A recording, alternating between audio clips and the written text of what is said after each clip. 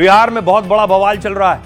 क्या बिहार में कांग्रेस ने सेल्फ गोल कर लिया है? यह मैं क्यों कह रहा हूं? राहुल गांधी बिहार में पीएम मोदी की माताजी को गाली दी गई। राहुल बिहार में थे, उन्हें कुछ लोगों ने काले झंडे दिखाए। उसके बाद देखिए राहुल गांधी खुद, उन्होंने गाड़ी रोकी है राहुल गांधी ने, और जो काले झंडे दिखा रहे थे राहुल गांधी ने गाड़ी रोककर उनसे बात की।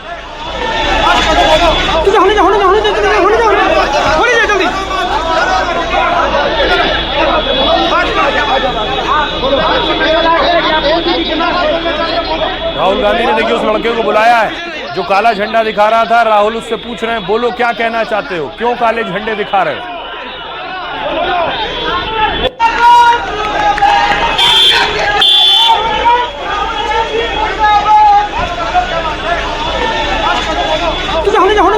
दरअसल कांग्रेस के कार्यकर्ता ने, जिसे आप तस्वीरों में देख रहे हैं, ये वो कार्यकर्ता है नौशाद, जिसने प्रधानमंत्री नरेंद्र मोदी की माताजी को अपशब्द कहे, और इसकी गिरफ्तारी हो गई है। गालीबाज गिरफ्तार कर लिया गया है। कई धाराओं में इसके खिलाफ केस भी दर्ज किया गया है। और इसी बात के विरोध में देशव्यापी प्रदर्शन किया बीजेपी ने। यह तस्वीर आप देख रहे हैं, यह तस्वीर बीजेपी के प्रदर्शन की है। बीजेपी ने हल्ला बोला है। दिल्ली में बीजेपी ने प्रोटेस्ट किया है और कार्यकर्ताओं पर वाटर कैनन का इस्तेमाल किया गया।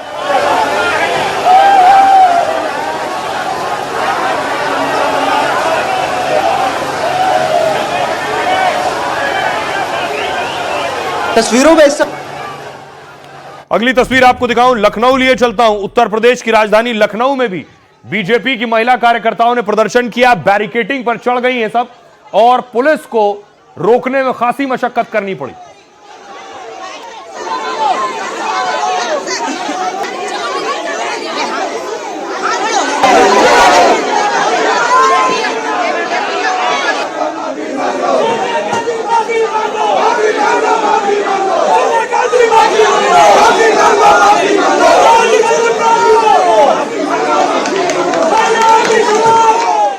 और लखनऊ के अलावा पटना लिए चलता हूं। पटना में बीजेपी के बड़े नेता थे और पटना में मूक प्रदर्शन हुआ, यानी मौन प्रदर्शन किया बीजेपी के नेताओं ने। खुद वरिष्ठ नेता रविशंकर प्रसाद साहब मौजूद थे।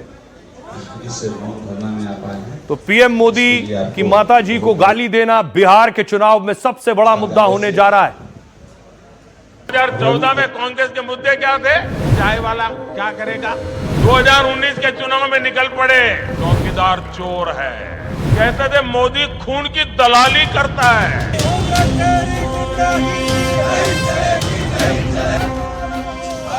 बिहार में चुनाव से ठीक पहले कांग्रेस ने फिर गलती कर दी। क्या मोदी को गाली देकर कांग्रेस ने सेल्फ गोल कर लिया है?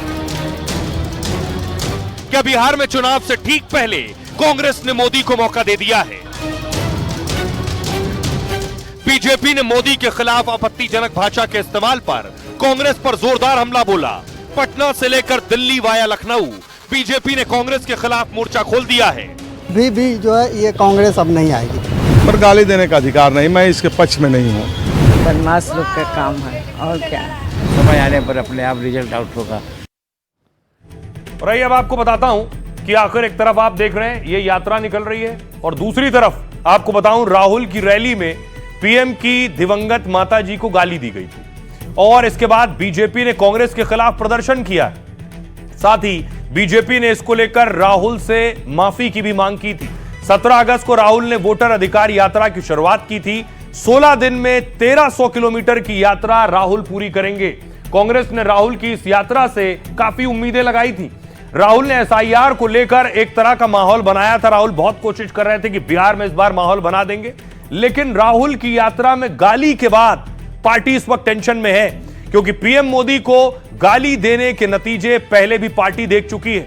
आपको याद होगा मणिशंकर अय्यर से लेकर मल्लिकार्जुन खड़गे का बयान भारी पड़ चुका है।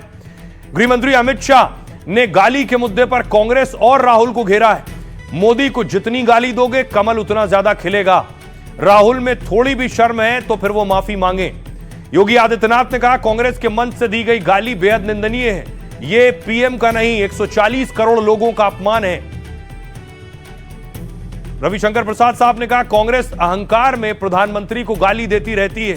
अब क्या उनकी मां को भी अपशब्द बोलेगी कांग्रेस? कांग्रेस ने पीएम का जब जब अपमान किया तब तब वो हारी है। आइए अब आपको सुनवाता हूं, सुनिए जरा क्या कुछ कह रहे हैं सियासतदान। राहुल गांधी, आप प्रधानमंत्री के एक पुत्र हैं, आप प्रधानमंत्री के पोते हैं, आप प्रधानमंत्री के परपोते हैं, फिर भी कोई संस्कार नहीं है कि प्रधानमंत्री के पद का सम्मान होना चाहिए। हम लोग बहुत गुस्से में हैं, बहुत दुखित हैं, पूरे देश में उनके खिलाफ गुस्सा है, माफी मांगना पड़ेगा। यह मर्यादा का पतन की पराकाष्ठा है। जितनी ज्यादा गालियां मोदी जी को आप दोगे, कमल का फूल इतना ही बड़ा होकर खिलकर आसमान तक।